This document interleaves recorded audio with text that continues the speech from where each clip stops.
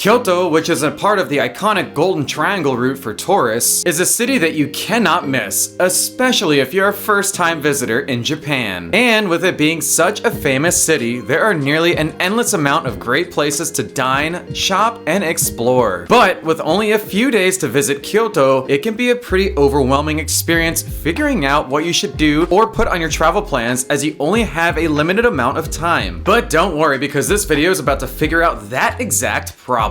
Today, we're going to cover some of the best things you can see and do while in Kyoto to make sure you have an unforgettable experience while visiting this great city. Plus, stick around to the end, as I have an invaluable tip that will help maximize your exploring time in Kyoto and minimizing your travel time. So let's not delay and get straight into this list. If you are overwhelmed with planning the endless amount of things you can do in Tokyo or Japan, well, I have the solution that is just for you. And that solution is my business, Hidden Japan Journeys. After years of living in Japan, I have gained a wealth of knowledge about how to easily get around and help plan your Japan trip as efficiently as possible. If you're interested, contact me on my business email, which is located right here, or check out my website, which is in the description below. Number 10, Wagyu Ramen Julia. Starting off this list, we have Wagyu Ramen Julia, one of the best ramen shops that is not only hidden from the common tourist, but is also an unforgettably unique and delicious experience. Hidden just a few minutes off the main streets of Gion, Wagyu Ramen Julia serves exactly what you'd expect from the title: a beef broth ramen with slices of Wagyu beef to come with the bowl. The menu is pretty simple. You can choose from either a miso, salt, or soy sauce based broth, and in a matter of minutes, you'll be served the delicious bowl you requested. The broth is savory and salty, just like you'd expect from a great ramen shop. But with the unique addition of the Wagyu beef slices you can dip into the sauce, you'll be left with a truly unforgettable ramen experience. And to further add to the greatness of this shop, you probably won't have any wait time at all, as this ramen spot is just far enough off the beaten path to be missed by the common tourist. Wagyu Ramen Julia is a great shop and a must visit when you are in Kyoto. Number 9, Kacto. Next up, we have an amazing restaurant called Kacto. If you're used to starting off your day with a nice hearty breakfast in the morning, well, you might be surprised to find that Japan doesn't really have that option available for you. You can find some places that will serve you the traditional fish and rice for breakfast, like Shinpachi Shokudo, but when it comes to having a hearty Western style breakfast to jumpstart your day, you might be a little out of luck, as they are very hard to come by. But here at Kacto, they have plenty of great early morning options to make sure you have plenty of energy while exploring Kyoto.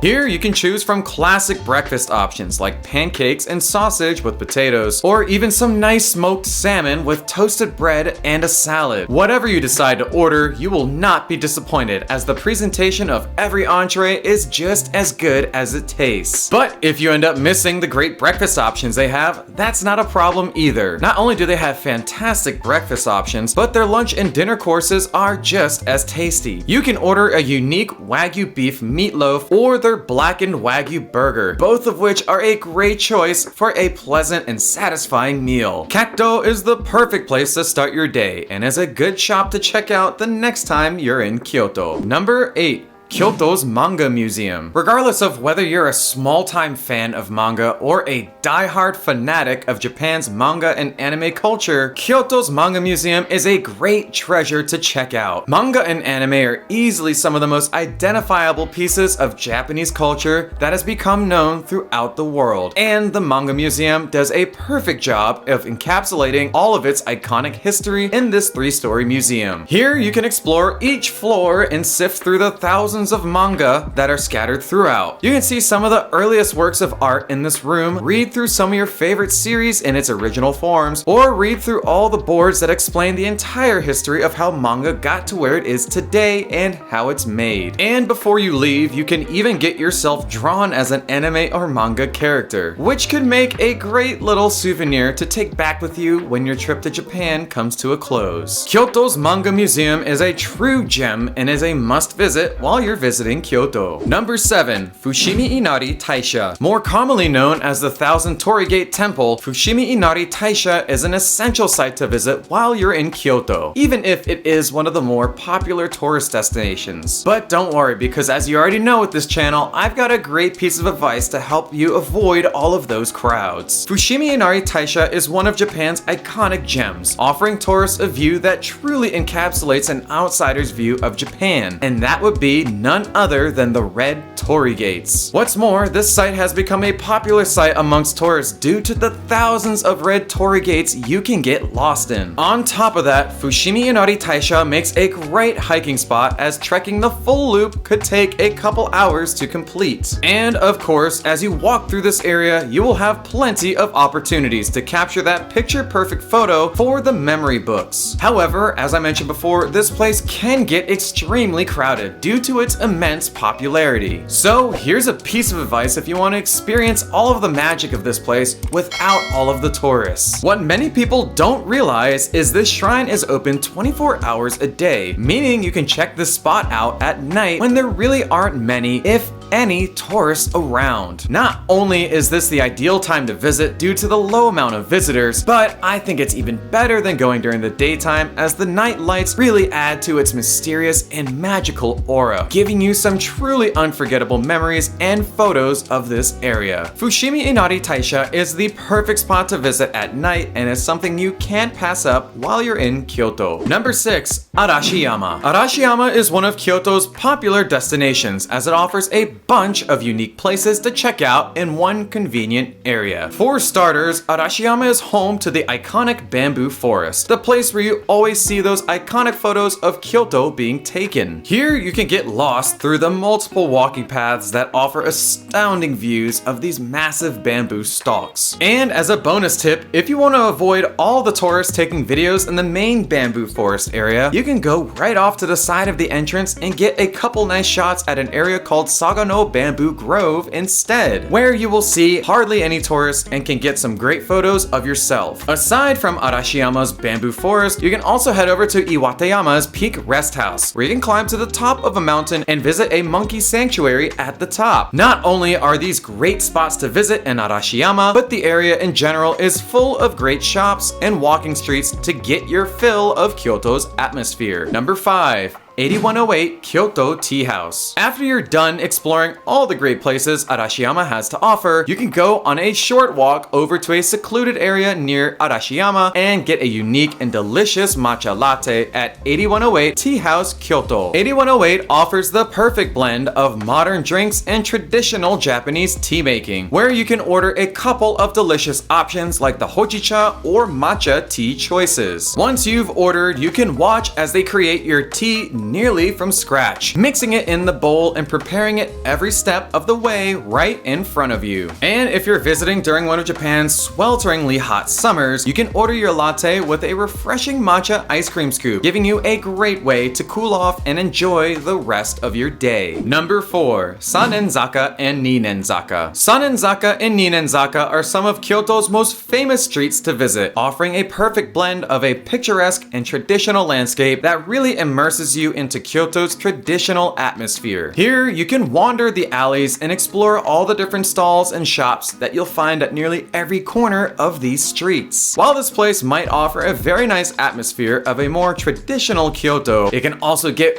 really crowded during the day. So here's my advice to you. If you do plan on coming to Sannenzaka and Ninnenzaka, it would be best to head here first thing in the morning, well before any tourists will get there. This will allow you to walk around the streets without any overcrowded stores and walkways. Plus, it will make it easier for you to grab that perfect photo you're looking for. Number 3. Maruki Bakery. Coming in at number 3 on this list, we have a very unique and hidden pastry shop known as Maruki Bakery. The reason this bakery made it so high on this list is because of how hidden and tucked away this shop is, offering you a small sample of what Kyoto is truly like. Here, you will only find locals and truly savvy tourists that know know how to find the true gems of Kyoto. So if you found this video, you're one of the lucky few to know about this spot. Going inside, you'll see dozens of delicious pastries to choose from, all of which are a perfect way to restore your energy after spending the entire day exploring. So if you're in the area and want a quick way to recharge while enjoying a delicious snack, then head to Maruki Bakery and enjoy some freshly baked treats. Number 2, Wagyu Senmon Saori. Similarly to the Wagyu ramen restaurant, Wagyu Senmon Saori is the perfect dessert delicacy shop to visit due to its hidden location from tourists and for its delicious and unique desserts. While the quality and amazing flavor of their delicacies are reason enough to visit Wagyu Senmon Saori alone, the fact that there are little to no tourists that know of the shop make it all the better to come visit here. When you first enter, you'll be impressed with the modern and clean layout the restaurant has, giving you the hint that you're in for a very refined and unique experience. And of course, what makes this place so great are its delicious and remarkable treats. And if you've been wondering what these treats exactly are, well, here's your answer. This shop specializes in all different types of chestnut-themed desserts. You can order several different variations of chestnut desserts, like the chestnut Mont Blanc dessert, where the chestnut topping is drizzled on top right in front of your eyes, or you can order a more standard but equally picturesque dish of a chestnut delicacy paired with top quality fresh fruits and jams. No matter what you pick here, you will be very impressed as they perfectly blend the natural flavors of the chestnut with all the fresh fruits and toppings that they put in together. Wagyu Senmon Saori is an unforgettable experience and is a must visit the next time you're in Kyoto. Before we head to number 1 on this list, let's cover some honorable mentions first, like the Gion District and Nijo Castle. Gion is one of the central hubs of Kyoto, where you can go shopping in the dozens of traditional stores that line the streets and pick up some great souvenirs to remember your trip. Or you can head to Nijo Castle, which provides a great view of one of Japan's iconic castle grounds. Here you can get a glimpse of what royalty life was like by walking through the inside of the main castle grounds and walking inside some of their most prized rooms. The only downside to this place is you can't actually film the inside, which is understandable, but is also why I couldn't film anything of the inside. All that means for you is it's just one more reason to head to this place so you can see it for yourself when you're in Kyoto. Number 1, Gion Duck Noodles. Making the top of this list is a truly unique shop known as Gion Duck Noodles. While the majority of ramen shops in Japan offer you a pork or fish-based type of ramen options, Gion Duck Noodles specializes in, well,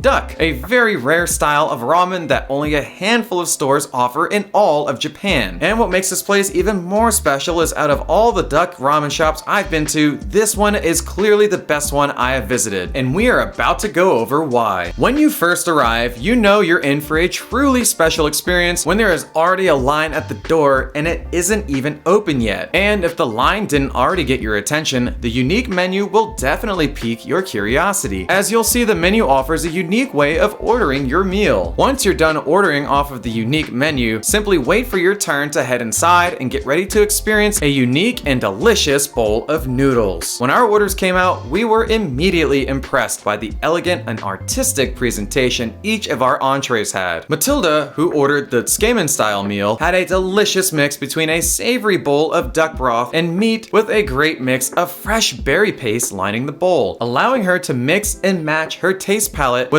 all the different flavors available to her. As for me, I had the traditional noodle bowl set, which came complete with some delicious slices of duck, a savory and salty dashi broth, and perfectly cooked noodles, all of which were perfectly blended for an unforgettable experience. To top it all off, the staff were extremely friendly and pleased to serve us from start to finish. So the next time you're in Kyoto, I highly recommend you check out Gion Duck Noodles for your unique and unforgettable experience. If you made it to this part of the video, then here's that invaluable tip that I mentioned at the beginning as a reward for watching all the way to the end. If you feel comfortable enough in doing so, get a rental car while you're in Kyoto, as it will save you loads of time. As you might have read online and through research in Kyoto, you'll see that the train system isn't exactly the most convenient and efficient for when it comes to hitting these remote areas and temples in Kyoto, leaving you with the only other option, which is the bus system, which can also become extremely crowded and just make it an overall unpleasant experience. However, with a car, not only can you cut all of the time that you would spend traveling between each destination, but you also get a much more private and personalized trip between each location. Not even to mention that if you're traveling traveling during the winter or summer when the temperatures are more on the extreme side of things, you will save yourself a ton of uncomfortable rides in between each location, as the car will offer you refreshing and revitalizing air conditioning during these blisteringly hot summers, or some nice refreshing heat during those colder winter months. So do your research and see what you need to get a rental car successfully, as it will save you a ton of headache while you're in Kyoto. Email me to ask about my Japan planning services. Like this video if you found it useful. Subscribe for more videos about Japan, and check out my affiliate links below for when you plan your next trip to Japan. Alright, that's gonna do it, and until next time,